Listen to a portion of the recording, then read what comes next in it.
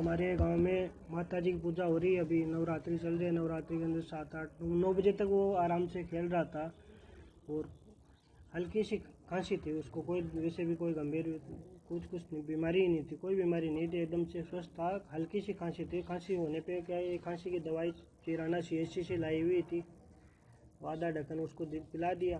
पिलाने के बाद में वो सो गया। सोने के बाद में 3 बजे लगभग उसको चेत हुआ तो उसको 2 घूंट पानी की पिला दी। अब वो 5 बजे जैसे सब बच्चे उठते हैं स्कूल के लिए, उसको भी उठाया गया, देखा गया तो वो नहीं उठा। तो उसको थोड़ा बहुत ऐसे हिलाया विलाया गया तो वो बोले तो बेहोशी अवस्था में निकला। बेहोशी अवस्था में निकला। हमारे हरी जी डॉक्टर है, हमारे पास में ही है, हमारे गांव के डॉक्टर हैं, उनके पास लेके गए। तो हरी जी डॉक्टर है जो अपनी गाड़ी से साथ में शिखर गए। शिखर SK हॉस्पिटल में गए तो SK हॉस्पिटल में वहाँ के डॉक्टर ने उसको मृत घोषित कर दिया।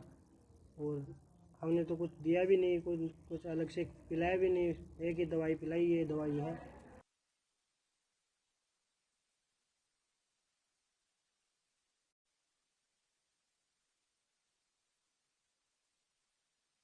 हमारे द्वारा जब शिकायत आई कि डेक्स्ट्रोमेथोर्फिन जो सिरप है उससे बच्चों की स्वास्थ्य खराब हुआ, तो उसके तुरंत बाद हमारे जो ड्रग कंट्रोल ऑफिसर्स हैं उनके द्वारा सीकर, भरतपुर, झुंझुनू से गुणवत्ता की जांच हेतु नमूने लिए गए। उनको जांच हेतु प्रयोगशाला में जमा कराया गया।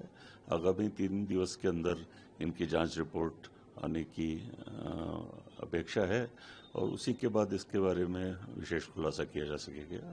सर, ये जो सिरप है, इस सिरप को किस उम्र तक के बच्चों को दिया जा सकता है, इसको लेकर कोई गाइडलाइन है?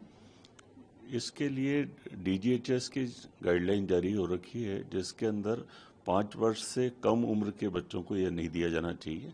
यदि ये दिया जाता है तो उसके जो साइड इफ़ेक्ट हैं जैसे डिजीनेस, ड्राउजीनेस, हेलुसिनेशन, ब्रीथलेसनेस, ये इस तरह के सिम्टम्स हैं, वो प्रेसिपिटेट हो जाते हैं जो कि बच्चे के स्वास्थ्य के लिए नुकसानदायक हैं।